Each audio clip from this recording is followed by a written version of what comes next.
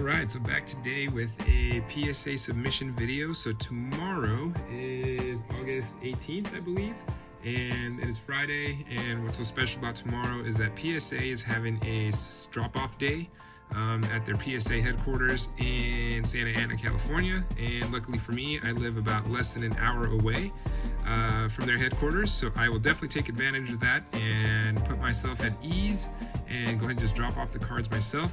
So I have about a 24 card submission here that I just kind of wanted to show some of these cards, and yeah, hopefully I can make a video when they all get back and see how we did as far as grading goes. So without getting too much ahead of ourselves, let's just jump right into it. So you'll notice the theme here. I'm going to be sending in a ton of these full art cards. These are all modern full arts, and starting from the X and Y era. So it's cards that I'm all trying to add to my collection here, and I think all of these, for the most part, just kind of looking at general condition here, have a solid shot at getting the PSA 10. Otherwise I would not be sending them in. For me, it's kind of 10 or bust.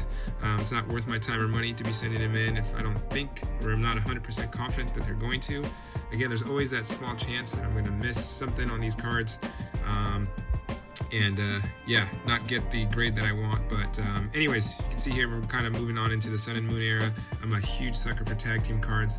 Absolutely love them. They're my favorite cards in the entire hobby. I am set a goal for myself to collect every single tag team card in English and Japanese. I'm a ways away from completing that goal, but I'm just slowly chipping away at it. And these, gosh, these hyper rare Japanese cards are just gorgeous, man. I know they're not the most popular cards and people have mixed feelings about these hyper rares, but look at this thing, man. It's just the texturing is just on a whole nother level with these. So I personally love the Japanese hyper rares. I think they're great. Even these boring full arts that I'm not a huge fan of, honestly. I don't really, these cards don't attract me at all. The boring plain blue or whatever color that is in the background, it just doesn't do it for me. But here's a heavy hitter. This is a big one here. I'm really hoping to get this one in the 10. This is my favorite card in the entire hobby. I have the English one already. It's readily available. It's not hard to get, but this one is a little bit more difficult to acquire. Came from Sky Legends. Super expensive card. Fairly rare. You don't see these in mint condition popping up all the time. PSA 10s are going for well over $1,000. I couldn't even tell you exactly how much they're going for, but they're pretty expensive cards. And anyways, I'm hoping that one will do well. Even these normal art cards, I actually appreciate these sometimes even more than some of the alternate arts, if I'm being honest. Like the Gengar Mimikyu, I absolutely love the regular art over the alternate art. So there's a handful, like the Solgaleo and the Lana. That's another one where I really like. But this one, I think I'm going to go with the alternate art. I think the alternate art's a little bit better. I think it helps that these were all drawn by Mitsuhiro Arita, majority of the regular rare tag team cards. So love these. Yeah, like I said, you're kind of probably noticing a theme here. I'm just a sucker for these tag team cards. I absolutely love them. I'm honestly a sucker for cards that feature multiple Pokemon on them. Dating way back to some of these original full arts that have those cards that have multiple Pokemon in them. So another Raichu, Alolan Raichu there, and then we're getting into the Sword and Shield era. Starting to kind of tackle some of these modern full arts, like I said. We got some of these really modern sets, like what's it called, Crown Zenith here, and then yeah, some of these VMAX cards, and yeah, nothing too exciting, too valuable, too rare here. Just cards that I would love to own in PSA 10. Like I said, my goal is to try and get all of the full art rares in a PSA 10. This is a big one though. Hopefully this one will get the 10. Love this artwork. I think it's a really cool card, and hopefully that one will get a good grade. These I'm not really trying to collect, if I'm being 100% honest. These just don't do it for me for whatever reason. The shiny cards, they're beautiful, texture's awesome and all that kind of stuff, but I'll be honest, if this comes back, gets a 10, I'm probably gonna look to sell it right away to put that money back into furthering my tag team collection or some other card. But yeah, I'm not really about chasing all the shiny cards. It just yeah, it doesn't really do it for me. But anyways, like these alternate arts, modern alternate arts, pretty awesome cards. Really enjoy them, really love them. These English ones are pretty affordable, pretty cheap. I don't know if they'll stay that way. Hopefully they do. But it doesn't matter for me price wise. I think the artwork is beautiful, the texturing, all that kind of stuff. I think English has really stepped up their game in terms of the modern cards here. Yeah, these futsal 12 promo cards. I already have the Eevee one, so I'm looking to complete the set in PSA 10.